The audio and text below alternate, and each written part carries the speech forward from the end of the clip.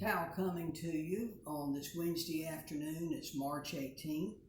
We're all quite isolated because of the coronavirus. These are scary, tense days. So we here at Grace Church, we wanted to find ways to creatively connect with you through social media to cross the boundaries of that social isolation that we're fearing and just to kind of convey that we're all together in this thing. We know for a fact that we will not gather for public worship this Sunday, March the 22nd. We will have a video of the sermon to post online early Sunday morning for you. Olivia will do that for us. We also will not do the welcome table tomorrow. That's Thursday at noon that we typically do. We will not do that tomorrow again because of the virus. The next week, we'll just kind of have to see what unfolds there. This thing is changing so rapidly, but we'll connect with you. Keep checking back on our Facebook. We'll connect with you as to what's happening in the life of Grace United Methodist Church.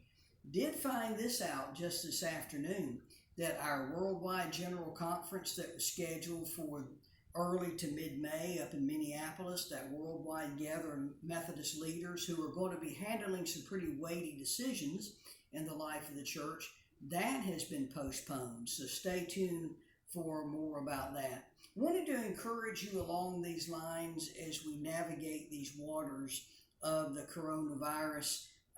Offer you some encouragement in this way. Number one, these are times for us in these anxious hours, anxious days, to trust deeply in the presence of God who is with us.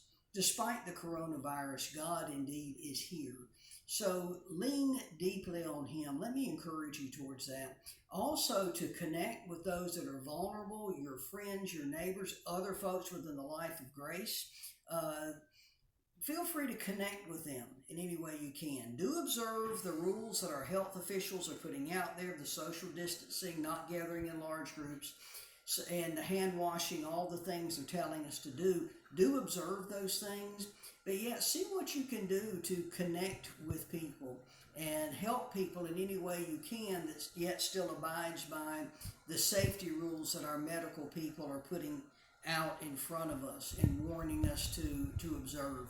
So see what you can do to help people. Just a phone call, an email, checking on someone, seeing if they need something from the store, if something like that can be done safely, to keep that isolation from being so extreme. It's amazing what a phone call can do in times like this. So see what you can do. See how we can be light in this darkness to the other folks at Grace, to the community around us. Also, I wanted to offer you this word from Romans chapter 5. Paul wrote this. He said, "We rejoice in our sufferings, knowing that suffering produces endurance, and endurance produces character, and character produces hope. And hope does not disappoint us, because God's love has been poured into our hearts through the Holy Spirit, which has been given to us." Notice that all those good things that end with hope and endurance begin with suffering. Suffering, though I don't like it, I don't enjoy it, I don't look for chances to suffer, does something within us that is positive. It can produce something in us, some strength in us, some resolve, some trust in us that wasn't there before. I don't think God causes all of our suffering, but it's clear He doesn't remove all of our suffering from us either. So realize that even in the midst of our suffering and our anxiety and fear, that God's work in us still continues. Let's be glad for that. Be blessed.